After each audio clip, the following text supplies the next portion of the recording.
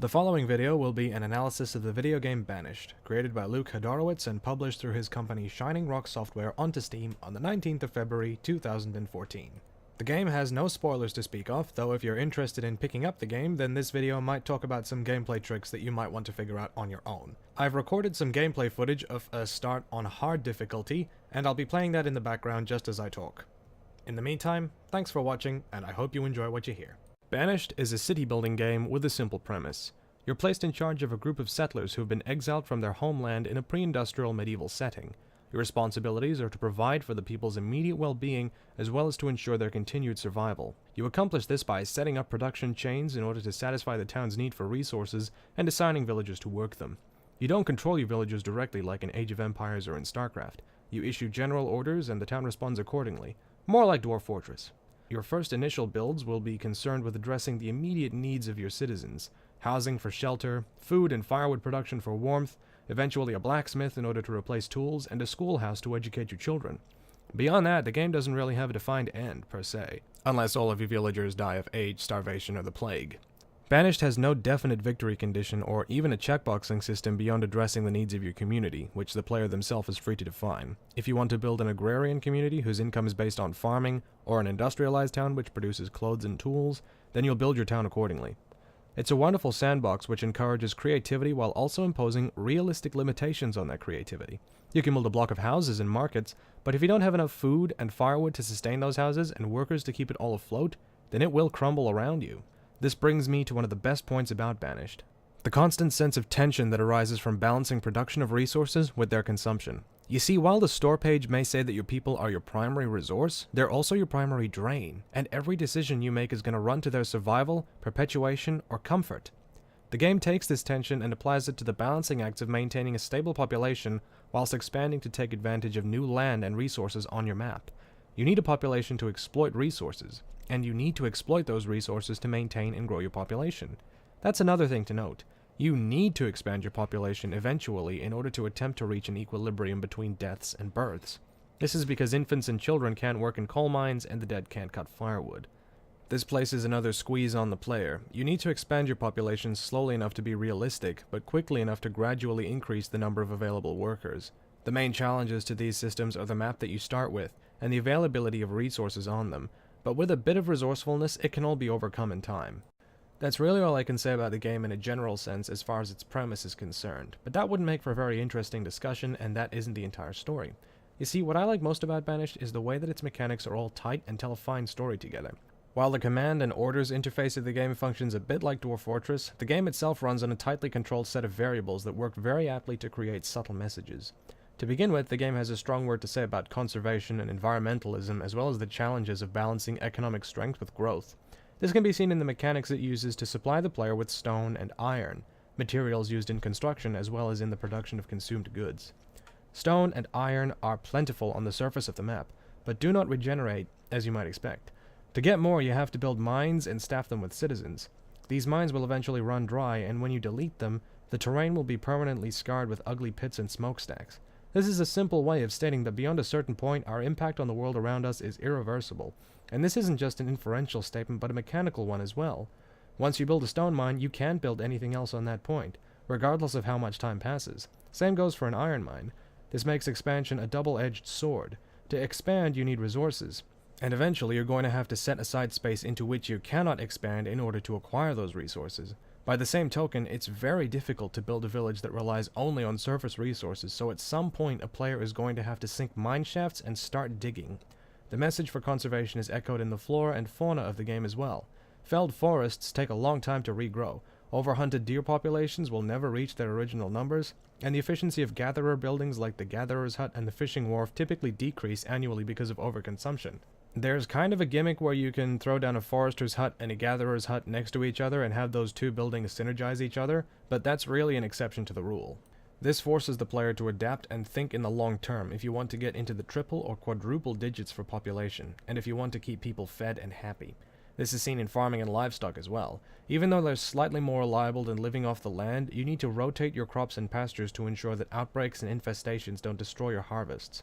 All of these things mesh and work together, forcing the player to adapt and devise ways of keeping their village ahead of the curve. Speaking of the curve, I might as well touch on another fine mechanic that Banished uses, the cycle of the seasons.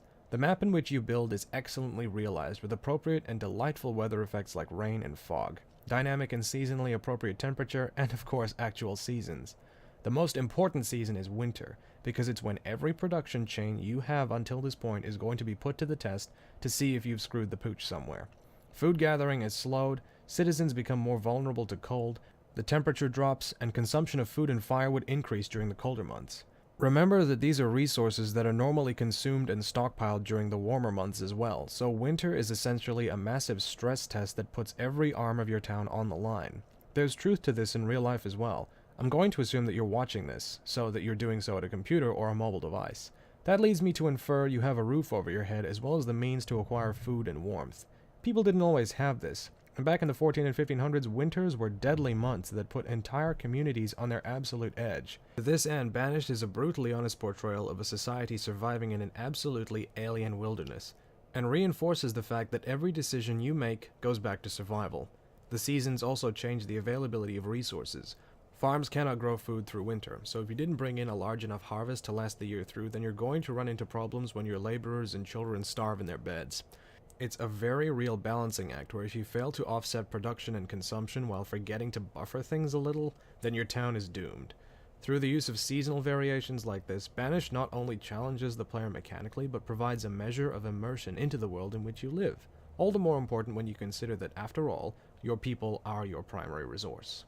It can be tough to bounce back from a bad winter, but that's where the statistical aspect of the game comes into play, and this is something particularly special I'd like to point out.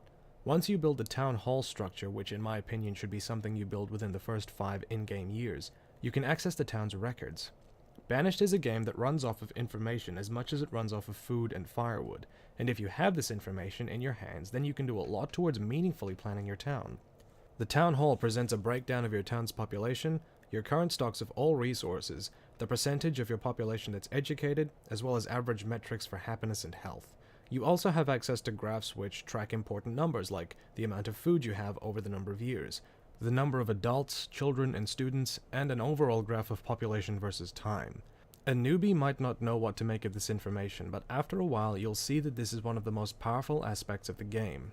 Everything about Banished capitalizes on a mastery of information. Even the user interface has easily accessible tools that allow you to reassign jobs and assess the efficiency of your citizens' pathing, for example, and making use of this information is key to building a town successfully and efficiently. The user interface is highly customizable, and though I usually like to play with the minimap, village overview, jobs page, and event logger, there's no limit or restriction as to the amount or type of information that you can display at any given time. Take a look at your population graph. If it's rising and your food reserves are maintaining, it means there's going to be a point in the future where you're eating more food than you're making and your people will starve. If the age distribution in your town is uneven, clustered towards the extreme ends or middle of the lifespan, then you may face a worker shortage at some point in the future which could lead to a famine.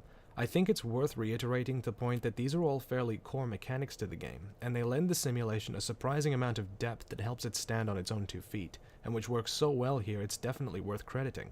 After all that discussion about mechanics, I think it's worth talking about the villagers. Now, this game is small. Bigger villages have a population of 400 or 500, and even the biggest ones barely break 1,000 head. This makes the lives of your villagers that much more important in the long run, and thus worthy of consideration. When you begin, you start out with a few adults and a few kids. Adults work and generate resources, while both adults and kids consume resources. Kids are born, wait a few seasons, and then become adults.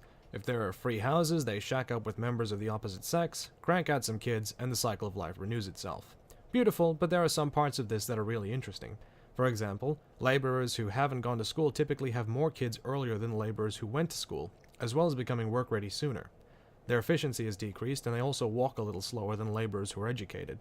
This mechanic can be an easy way of growing your population and workforce early. Holding off on a schoolhouse can really give your town the strong basis and workforce it needs to get up and running quickly, because to send someone to school takes a lot of time and resources. Once that's done, they have fewer kids and so set up a more stable population growth curve. Another topic of interest is how the game handles death. Death is a big truth in this game because people will die, if not from age, then from starvation, freezing, accidents, and sicknesses. When they do, it affects the happiness of the citizens who are still alive. This can be offset by building a cemetery, a structure that will gradually fill up with headstones as your villagers die. This lessens the burden of their deaths as well as providing a memorial. These headstones will decay over time as well and eventually vanish, which is a delightfully human notion that the person who was buried there has faded from memory itself, and is now only survived by their labors and any children they may have had while they were alive. This is a very nice touch, and it lends the game a real sense of personality. It treats its townfolk like people much more sincerely than a game like SimCity might. Each person in your town is a worker, yes, but also a person, and every sharp slump in your population versus time graph is a dark stain on your record as the head of a fledgling town. There's a real sense of pride to see your town weather winters, disasters like fires and tornadoes, plagues and sicknesses, and come out on top all the stronger for them. And Banished generates this sense of pride not through an objective system or a completion metric, but by giving the player a set of complex, interrelated mechanics and putting them all to work together. This is all rather tightly composed, but for a few small shortcomings, most notably with the intelligence of the villagers regardless of their schooling. Sometimes villagers will take the most indirect path to deliver goods to storehouses, which means that much needed food and wood can end up taking far too long to arrive. Also, the citizens of your town are ruthless individuals. They'll hoard food and firewood without regard for other citizens, and the result of this is that whoever is closest to the storehouse will be fed and warm, while someone further afield will either starve to death or freeze. This is to say nothing of how they react to disasters, and this has not been addressed in the most recent patch, at least in my own experience. One example saw a fire spreading from one half of the town to another before a single villager dropped tools and picked up a bucket from the nearest well. Half the town was homeless and some quick rebuilding was in order before winter came again. Sick citizens will go to the doctor immediately, but sometimes by a very indirect path, which takes them through thickly populated areas like schoolhouses or the market square. In real life, this accurately represents how plagues and diseases spread through populations, but it's nothing short of maddeningly frustrating to see a sufferer of dysentery walk past a school and then see 10 more skull and crossbones warnings pop up. This is to say nothing of things which are just downright silly and absurd. If you move livestock across a body of water, the cows, sheep, or chickens will simply walk over the river or lake bed entirely submerged. This makes no sense given that the migratory deer on the map can all swim across rivers and lakes, and I think the first time anyone sees sheep submerge under the waters of a lake, there's going to be some confusion. Even more confusing are the accidents which can sometimes befall villagers in specific professions. Foresters can be crushed by trees, miners can die in cave-ins, and stonecutters can be killed by falling rocks. This is slightly bugged when the event logger states that a fisherman has been crushed by a tree or a forester has drowned despite being in the middle of the woods. Now, I stress, these incidences are few and far between. It's just a shame to see the normally smooth and finely meshed mechanics upset by a cow that starts spinning in circles or a 10-year-old that starts stealing fish from the storehouse. All of this might have been fine, but for the small problems I personally have with these systems. This is where Banished falls down, not in its mechanics, but in its heart. I mentioned that the store page advertisement for Banished states that the townspeople of Banished are your primary resource, and that's a direct quote. Now this is true, both in a gameplay sense and objectively as well. The people of Banished are a resource, as much as lumber or stone. They may have names, additional metrics like happiness and health as well as age, but at the end of the day they're just a number with different production and maintenance requirements. By way of example, there's no way for a player to check the lineage of a citizen. The Tropico series has a family tree, and the player is able to move between different Tropican citizens just by clicking on the relevant names on the chart. Also, people in Banished don't stay put. They frequently move house or job depending on what's been assigned or who's closest. This makes sense from the perspective of gameplay. People will move in order to do their job more efficiently and to facilitate play, but it just seems odd that there's no way to track any of this. Another example is the cemetery mechanic that I mentioned earlier. Now, while it's a very smart means to address and deal with death, especially in a game as punishing as this, it does nothing to acknowledge the life of the deceased. All of the headstones are unmarked. Clicking on them simply selects the cemetery structure instead of the headstone. There's no way to see who's buried there, who their spouses and successors were, what their jobs were, or even the circumstances surrounding their deaths. If 20 people died because of starvation and 20 people died of natural causes, there's no way to differentiate them from each other and thus no way to keep track of the town's history beyond the graphs supplied by the town hall. The slump in population might be from a famine or it might be from a fire, there's no way to tell for sure. All of this comes back to the thing that makes Banished excellent but stops it from being truly great, that the mechanics that systematize the survival of the people have nothing to do with the people themselves. It has everything to be concerned with their variables and metrics, but nothing to be concerned with their lives. This means that despite their names and their families, your villagers are essentially faceless. They don't exist aside from variables in the simulation, and that's not something that's good in a game like this. This problem extends to the cities themselves. Once you've got your base buildings up and running, that is, production chains for firewood, food, tools, and raw resources for building, there's little left to do aside from expand. There's really no freedom to add a personal flair to your town to make it, say, a monastic town, a university town, a cultural hub, or a trade post.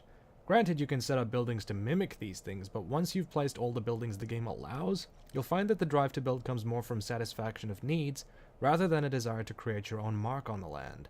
The game's mechanics for actually building a city are somewhat limited, though its mechanics for dealing with different variables like aging, education, and trade are all solid and quite serviceable. With this in mind, why not introduce new resources into the game? Say you want to increase the efficiency of schoolhouses, you can build a library which needs books. Books can be made out of wood for paper and leather for bookbindings. The library will need a staff of workers as well as a well nearby for fire safety. How about the production of luxuries like fine clothing and jewelry that raise both health and happiness for your villagers? Or the provision of entertainment like music and theater? Maybe we could do interesting things with the food. Wheat already exists as a resource in the game, but with a mill to produce flour and a baker's shop to make bread, then just like that you have another layer of complexity. Bread also has a longer production chain in this case than foods such as roots or just gathered fish, so it would increase the happiness of your citizens more and thus incentivize you to make that expansion. All of these things are well within the game's premise of being a simulator of survival in an alien land. And I think it says more about people that they can turn a horrible situation into one in which they can thrive, rather than one in which they simply exist. This can be mirrored by introducing building tiers. Currently you have one type of church which services a parish of 200. In a city of 1,000, you'd need 5 churches. Maybe introduce the option to build a cathedral as well. Why not allow the option to build statues and beautifications so that your citizens can idle in places like parks and gardens which increase their base happiness? If you really wanted to play with this, you could have a description on these structures recalling incidences from the town's past, and thus have a living record of your town's history. All of these things currently exist as potential. None of them have been done yet. From where I'm standing, I sincerely hope that they are, either by the developer himself or through a modding kit and some individuals with some spare time on their hands. For the time being, though, building just stops once you hit your equilibria, and then it's just a matter of slowing the simulation speed down to normal and enjoying the scenes of cozy town life. I stress once again that everything I've just said is just personal opinion. It doesn't detract at all from the truth that Banished really is a spectacular game. Within the bounds of a town building simulator, it's very good at what it does, and it gives the player a wide sandbox and a stack of tools to make the most of them. It is nothing short of amazing to see a small band of pioneers with a cart of supplies turn a lush wilderness into a thriving community with churches, taverns, homes, and gardens, and it's nothing short of addicting when you're itching to place your next building plans or set up your next lot of trade orders. It really is a comfy simulator, but the problem is firstly that you have to earn your comfort, and second that it takes its role as a simulator far too literally for me. There's very little personality to the people beyond their names and numbers, and this takes away some of the love. If there's one thing this game does well, however, it's charm. The whole thing is presented in a lovingly crafted rustic aesthetic with twangy guitar music and the rustling of ambience around you. I've logged a fair few hours in a fair few cities in this game, and I definitely think I'll be coming back for more. I repeat my recommendation at the start of the video though. If you've got the interest to play it, pick it up, you won't be disappointed. If you'd like more information, I've included 2 links in the description of this video, one to the Steam page and one to Shining Rock Software's homepage. Between them, you'll find all the information you need about the game to make an informed, apt purchase. So that's it from this analysis. Thank you for taking time out of your day to listen. If you've made it this far, a sincere thank you from me. If you have anything you'd like to share, you can feel free to add your voice to the discussion in the comments section below. Or if you'd rather just leave a like, that's okay too. Thanks once again for listening, have a great day, and I hope to see you soon again. Goodbye.